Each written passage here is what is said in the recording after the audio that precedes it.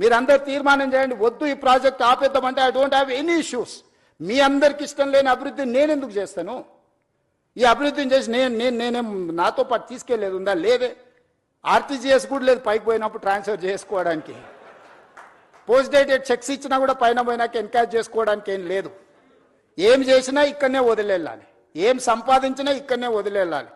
మీరు అందరు ఎవరన్నా ఏమన్నా ఫెసిలిటీ ఉంది భవిష్యత్తులో వస్తుంది అనుకుంటారేమో, చంద్రమండలం పోవడానికి అవకాశం ఉంది కాబట్టి సంపాదించింది పైకి పోయినప్పుడు ఆర్టీజీఎస్ కింద బదిలీ చేసుకోవచ్చు అని. I don't think so. A technology వచ్చినా అది అసాధ్యము. మనం చేసిన మంచి ఇక్కడే ఉంటుంది, మనం చేసిన చెడు ఇక్కడే ఉంటుంది. కాకపోతే మంచికైనా చెడుకైనా నేను మంచికి ప్రతినిధిని కావాలనుకుంటున్నా. రెండు మంచి పనులు చేయడం ద్వారా ఈ సమాజానికి ఉపయోగపడితే నాకు ఇచ్చిన అవకాశాన్ని సార్థకత చేకూరుతుంది అని యంగ్ ఏజ్లో ఒక వ్యవసాయ కుటుంబం నుంచి గ్రామీణ ప్రాంతంలో నుంచి చదువుకొని వచ్చిన నాకు ప్రజలు ఇంత ఒక గొప్ప అవకాశాన్ని ఇచ్చారు. తెలంగాణ రాష్ట్రానికి రెండవ ముఖ్యమంత్రిగా. చాలామందికి రాజకీయాలలో ఉండే వాళ్ళకి సర్పంచ్ నుంచి పార్లమెంట్ వరకు ఉన్న ప్రతి ఒక్కరికి ఒక ఆలోచన ఉంటుంది, ఒక్కసారైనా ముఖ్యమంత్రి అయితే బాగుండని. కానీ నాకు దేవుడు రెండవ ముఖ్యమంత్రిగా అవకాశం ఇచ్చిండు.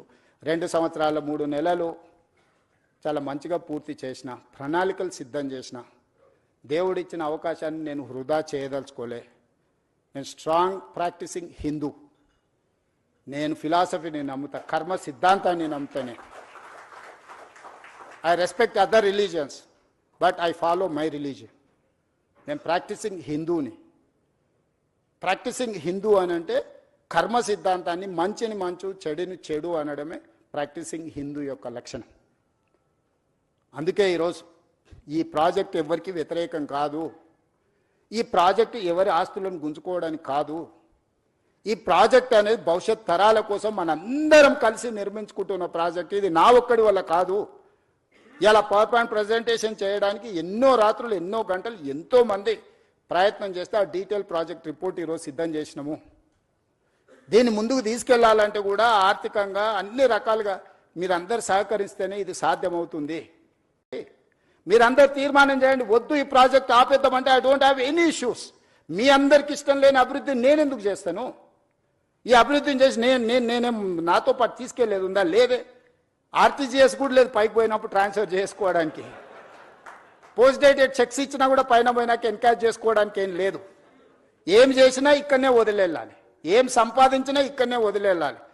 మీరు అందరు ఎవరన్నా ఏమన్నా ఫెసిలిటీ ఉంది భవిష్యత్తులో వస్తుంది అనుకుంటారేమో, చంద్రమండలం పోవడానికి అవకాశం ఉంది కాబట్టి సంపాదించింది పైకి పోయినప్పుడు ఆర్టీజీఎస్ కింద బదిలీ చేసుకోవచ్చు అని. I don't think so. A technology వచ్చినా అది అసాధ్యము. మనం చేసిన మంచి ఇక్కడే ఉంటుంది, మనం చేసిన చెడు ఇక్కడే ఉంటుంది. కాకపోతే మంచికైనా చెడుకైనా నేను మంచికి ప్రతినిధిని కావాలనుకుంటున్నా.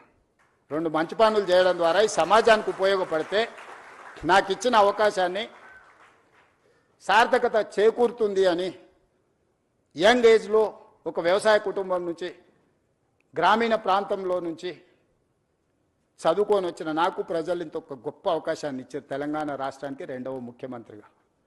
చాలామందికి రాజకీయాలలో ఉండే వాళ్ళకి సర్పంచ్ నుంచి పార్లమెంట్ వరకు ఉన్న ప్రతి ఒక్కరికి ఒక ఆలోచన ఉంటుంది, ఒక్కసారైనా ముఖ్యమంత్రి అయితే బాగుండని. కానీ నాకు దేవుడు రెండవ ముఖ్యమంత్రిగా అవకాశం ఇచ్చిండు. 2 సంవత్సరాల 3 నెలలు చాలా మంచిగా పూర్తి చేసిన, ప్రణాళికలు సిద్ధం చేసిన. దేవుడు ఇచ్చిన అవకాశాన్ని నేను వృధా చేయదలుచుకోలే. నేను స్ట్రాంగ్ ప్రాక్టీసింగ్ హిందూ. నేను ఫిలాసఫీని నమ్ముతా, కర్మ సిద్ధాంతాన్ని నమ్ముతానే. I respect other religions but I follow my religion. నేను ప్రాక్టీసింగ్ హిందూని. ప్రాక్టీసింగ్ హిందూ అని అంటే కర్మ సిద్ధాంతాన్ని, మంచిని మంచు చెడుని చెడు అనడమే ప్రాక్టీసింగ్ హిందూ యొక్క లక్షణం. అందుకే ఈరోజు ఈ ప్రాజెక్ట్ ఎవరికి వ్యతిరేకం కాదు. ఈ ప్రాజెక్టు ఎవరి ఆస్తులను గుంజుకోవడానికి కాదు. ఈ ప్రాజెక్ట్ అనేది భవిష్యత్ తరాల కోసం మనందరం కలిసి నిర్మించుకుంటున్న ప్రాజెక్ట్. ఇది నా ఒక్కడి వల్ల కాదు. ఇలా పవర్ పాయింట్ ప్రజెంటేషన్ చేయడానికి ఎన్నో రాత్రులు, ఎన్నో గంటలు, ఎంతోమంది ప్రయత్నం చేస్తే ఆ డీటెయిల్ ప్రాజెక్ట్ రిపోర్ట్ ఈరోజు సిద్ధం చేసినాము. దీన్ని ముందుకు తీసుకెళ్లాలంటే కూడా ఆర్థికంగా అన్ని రకాలుగా మీరందరూ సహకరిస్తేనే ఇది సాధ్యమవుతుంది.